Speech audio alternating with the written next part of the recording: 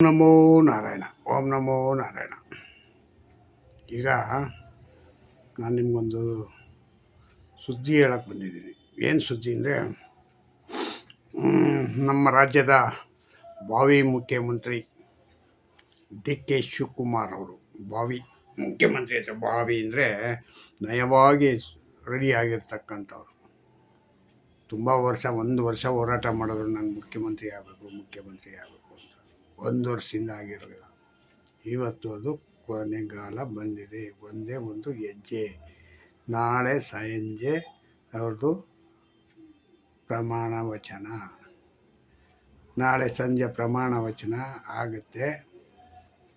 ಡಿ.ಕೆ. ಶಿವಕುಮಾರ್ ಅವರು ಮುಖ್ಯಮಂತ್ರಿ ಪಟ್ಟಕ್ಕೆ ಏರ್ತಾರೆ. ಆದರೆ ನಾನು ಹಿಂದೆ ಎಲ್ಲ ಹೇಳಿದ್ದೆ, ಇವ್ರಿಗೆ ಕಾಂಗ್ರೆಸ್ ಪಕ್ಷದಲ್ಲಿ ಭವಿಷ್ಯವಿಲ್ಲ ಅಂತ. ಆದರೆ ಅದು ಸುಳ್ಳಾಗೋಯ್ತು ಅಂತ ನಾನು ಒಂಚೂರು ಪಶ್ಚಾತ್ತಾಪ ಪಡ್ತಾ ಇದ್ದೀನಿ. ಹೆಂಗೆ, ಏನು ಲೆಕ್ಕ ತಪ್ಪಾಯಿತು, ಯಾಕೆ ಹಂಗಾಯಿತು ಅಂತ ಗೊತ್ತಿಲ್ಲ. ಆದರೂ ಇನ್ನೂ ನಂಬಿಕೆ ಇದೆ. ಅಲ್ಲ, ಆಗಂಗೆ ಇರಲಿಲ್ಲ, ಹೆಂಗಾದ್ರು ಅಂತ ಗೊತ್ತಿಲ್ಲ. ಅರ್ಥ ಆಯ್ತಾ?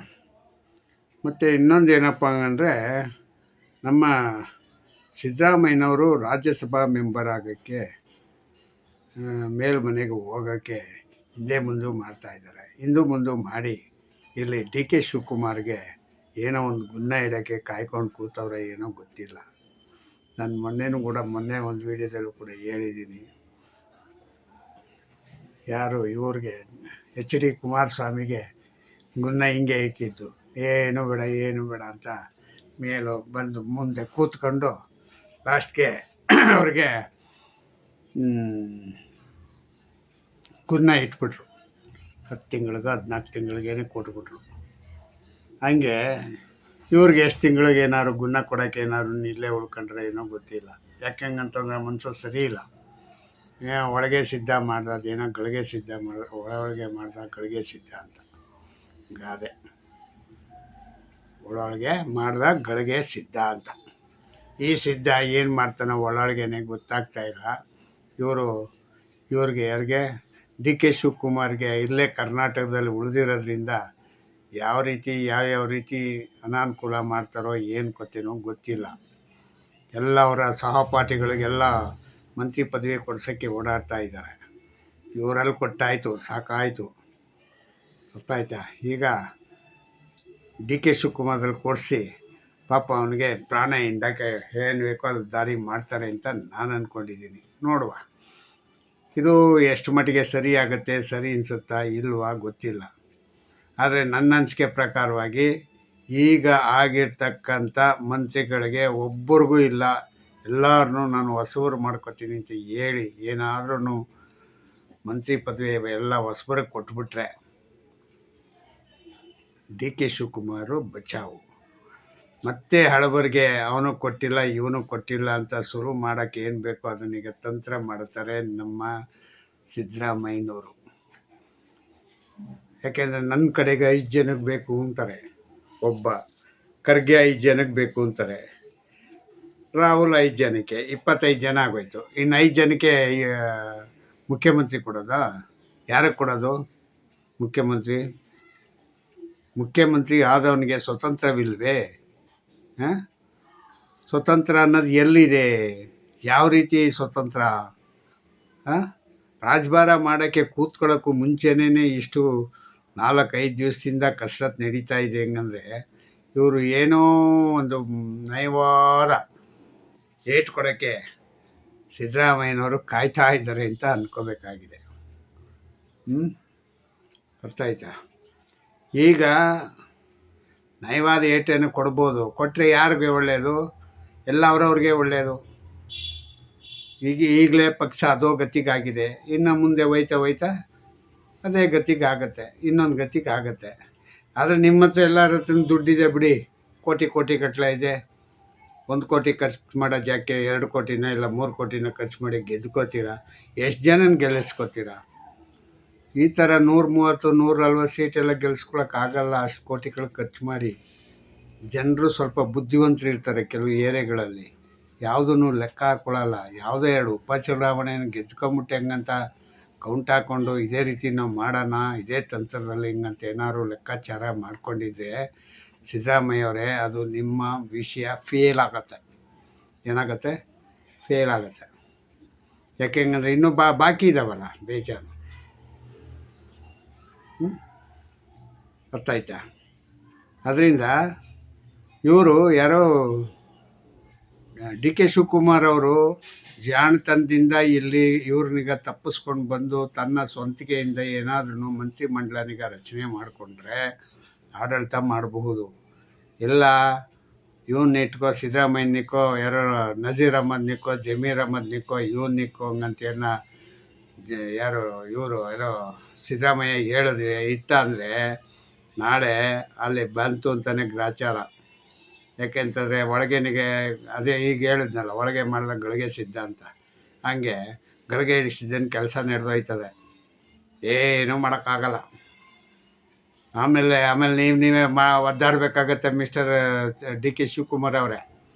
ನಿಮಗೆ ನೀವೇ ಒಬ್ರಿಗೊಬ್ರು ಏನು ಅನ್ಕೋಬೇಕು, ನಾವು ಎಂಥ ತಪ್ಪು ಕೆಲಸ ಮಾಡಿಬಿಟ್ವಿ, ಏನು ಮಾಡಿದ್ವಿ, ಆಗೋದ್ಮೇಲೆ ಏನು ತಪ್ಪು ಕೆಲಸ ಮಾಡ್ಕೊಂಡ್ರಿ ಲೆಕ್ಕ ಹಾಕಿದ್ರು ಲೆಕ್ಕ ಬರೋಲ್ಲ. ಲೆಕ್ಕ ಹಾಕೋಕ್ಕೂ ಮುಂಚೆನೇ ಲೆಕ್ಕನಿಗೆ ಸರಿ ಮಾಡ್ಕೋಬೇಕು.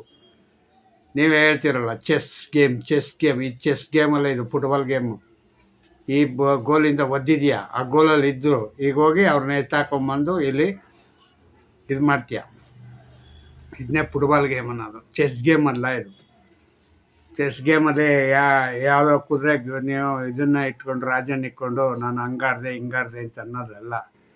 ಇದೇನಿದ್ರು ಫುಟ್ಬಾಲು. ಒದ್ಕೊಂಡು ಹೋಗ್ಬೇಕು ಗೋಲ್ ಹೊಡೆಯೋಕ್ಕೆ. ಈಗ ಗೋಲ್ ಹೊಡೆದ್ಬಿಟ್ಟಿದ್ಯಾ, ಆದರೆ ಗೋಲ್ನಿಗೆ ಈಗ ಯಾರ್ಯಾರಿಗೆ ಇರ್ತಕ್ಕಂಥ 11 ಜನಕ್ಕೂ ಯಾರ್ಯಾರನ್ನ ಪುನಃ ಮತ್ತೆ ಎಲ್ಲೆಲ್ಲಿ ನಿಲ್ಲಿಸ್ಬೇಕು ಅನ್ನೋದು ಮುಖ್ಯ. ಅದೇ ನೆಕ್ಸ್ಟ್ ಆಟ ಹೆಂಗೆ ಗೆಲ್ಲೋದು ಅಂತ ಗೊತ್ತಾಗೋದು. ಒಂದು ಆಟ ಗೆದ್ದಾಯಿತು. ಇದು ಫುಟ್ಬಾಲ್ ಗೇಮಲ್ಲಿ ಏನೂ ಸಾಧನೆ ಮಾಡೋಕ್ಕಾಗಲ್ಲ. ಇದೆಲ್ಲ ಸುಮ್ಮನೆ ಶುದ್ಧ ಸುಳ್ಳು. ಅರ್ಥ ಆಯ್ತಾ? ಮತ್ತು ಸಿದ್ದರಾಮಯ್ಯನವ್ರೂ ಕೂಡ ದೊಡ್ಡತನ ತೋರಿಸ್ಬೇಕು ಅಂದರೆ, ನಾನು 8 ವರ್ಷ ಮುಖ್ಯಮಂತ್ರಿ ಆಗಿದ್ದೀನಿ, ನಾನು ಈ ಅಪ್ಪನಿಗೆ ಏನು ತೊಂದರೆ ಕೊಡಬಾರ್ದು, ಅವರು ಇಷ್ಟಕ್ಕೆ ಅವ್ರು ಮಾಡ್ಕೊಳ್ಳಿ ಅಂತ ಬಿಟ್ಬಿಟ್ಟು ಬೆಂಗಳೂರಲ್ಲೇ ಇದ್ದಿದ್ರೆ ಆಯ್ತಿರ್ಲಿಲ್ವಾ? ನೀವು ಯಾಕೆ ಹೋಗ್ಬೇಕಾಗಿತ್ತು? ಅಲ್ಲಿ ಹಿಂಡಕ್ಕೆ ಬೇಕಾಗಿತ್ತಾ ರಾಹುಲ್ ಗಾಂಧಿಗೆ? ಇವ್ರಿಗೆ ಮಾಡಿಬಿಡಿ ಮಂತ್ರಿ ಅಂತ ಚೀಟಿ ಕೊಡೋಕ್ಕೆ. ಚೀಟಿ ಕೊಟ್ಕೊಂಡು ಎಲ್ಲರೂ ನಿಮ್ಮ ಕಡೆಯವ್ರನ್ನೇ ತುಂಬ್ಕೊಂಬಿಡು. ಲಾಸ್ಟ್ಗೆ ಅವ ಗೋವಿಂದ ಅಂತ ಕೈ ಎತ್ಕೊಂಡು ಒದ್ದಾಡ್ರಿ. ಹಂಗೆ ಆಗೋದು ಇದು. ಇನ್ನೇನು ಸ್ವಂತಿಕೆ ಇರಲ್ಲ. ಆಮೇಲೆ ಡಿ ಕೆ ಶಿವಕುಮಾರ್ಗೆ ಇಷ್ಟು ವರ್ಷ 1 ವರ್ಷ ಕಾಲ ಮುಖ್ಯಮಂತ್ರಿ ಆಯ್ತೀನಿ ಅಂತ ಅಂದ್ಕೊಂಡು ಬಂದ ಖುಷಿಯಾಗಿ. ಈಗ ಲಾಸ್ಟ್ ಗಳಿಗೆನಲ್ಲಿ ಮುಖ್ಯಮಂತ್ರಿ ಯಾರಾದರು? ಮುಖ್ಯಮಂತ್ರಿ ನೀನಾದ್ರೂ ಮಂತ್ರಿ ಪದವಿ ಎಲ್ಲ ನಾನಾದೆ ಅಂತಾನೆ ಯಾರು? ಸಿದ್ದರಾಮಯ್ಯ. ಅಂಥ ಸಿದ್ದರಾಮಯ್ಯ ಅವರು. ಅರ್ಥ ಆಯ್ತಾ ಹೇಳಿದ್ದು? ಇಷ್ಟೆಲ್ಲರಾದಂಥ ಆಗಿರೋದು ಈ ರಾಹುಲ್ ಗಾಂಧಿಯಿಂದನೇ. ಈ ರಾಹುಲ್ ಗಾಂಧಿ ಸರಿಯಾದ ರೀತಿಯಲ್ಲಿ 1 ವರ್ಷ ಮುಂಚೆನೇ ಕೊಟ್ಬಿಟ್ಟಿದ್ರೆ ರಾಮಾಯಣನೇ ಇರ್ತಾ ಇರಲಿಲ್ಲ. ಈಗ ಬಂದು ನೆಕ್ ಮೂಮೆಂಟಲ್ಲಿ ಕೊಟ್ಬಿಟ್ಟು ಈಗ ನಾನು ಹಂಗೆ ಮಾಡ್ಕೊಡ್ತೀನಿ ಅಂದರೆ ಆಗಲ್ಲ. ಬಲ್ತ್ಬಿಟ್ರು. ಯಾರು? ಸಿದ್ದರಾಮಯ್ಯನವರು ಬಲ್ತ್ಬಿಟ್ರು. ಅವ್ರಿಗೆ ಇನ್ನೊಂದು ಚೂರು ನಾವು ಕಷ್ಟದಲ್ಲೇ ಇಟ್ಟಿದ್ದಿದ್ರೆ ಬಲೆ ಕಾಯ್ತಾ ಇರಲಿಲ್ಲ. ಬಲ್ತಿರೋ ವ್ಯಕ್ತಿ ಮರನಿಗೆ ಬಗ್ಸೋಕ್ಕಾಯ್ತದೆ? ಸಿದ್ದರಾಮಯ್ಯಿಂದ ಹಂಗಾಯ್ತು. ಈಗ ಬಲ್ತೋಗ್ಬಿಟ್ಟಿದ್ದಾರೆ. ಏನು ಮಾಡ್ತೀರಾ? ಬಲ್ತಿರೋರ್ನಿಗ ಬಗ್ಸೋಕ್ಕಾಗತ್ತಾ ಮರನಿಗ? ಬಲ್ತಿರೋ ಮರ ಬಗ್ಗಲ್ಲ, ಗಿಡದಲ್ಲೇ ಬಗ್ಗಿಸ್ಕೋಬೇಕು. ಗಿಡದಲ್ಲಿ ಬಗ್ಗಿಸ್ಕೊಳ್ಳಿಲ್ಲ, ನಿಂದೆ ಅಂತ ಅಂದ್ಕೊಂಡು ಅವ್ರಿಗೆ ನಿಮಗೆಲ್ಲ ಏನು ಕಪ್ಪ ಕಾಣಿಕೆ ಬತ್ತಾಯ್ತಲ್ವ, ಅದಕ್ಕೋಸ್ಕರ ನೀವೇನು ಮಾಡಿದ್ರಿ? ಹೈಕಮಾಂಡು ಈ ಅಪ್ಪನ ಮೇಲೆ ಏನು ನಿಗಾ ವಹಿಸಲಿಲ್ಲ. ಈಗ ರಾಜೀನಾಮೆ ಅಂತೂ ಕೊಡಿಸ್ಕೊಂಡ್ರಿ ಅಪ್ಪಿ. ಯಾವ ರೀತಿ ಏನು ಗಮ್ಮತ್ತು ಮಾಡಿದ್ರೋ ಗೊತ್ತಿಲ್ಲ. ಸಖತ್ತಾಗಿ ಆವಾಜ್ ಹಾಕೋರೆ ಅಂತ ಬಿಡಿ. ರಾಹುಲ್ ಗಾಂಧಿ ಆವಾಜ್ ಹಾಕದೆ ಸಿದ್ದರಾಮಯ್ಯ ಅಷ್ಟು ಮೆತ್ತಗಾಯ್ತಾ ಇರಲಿಲ್ಲ.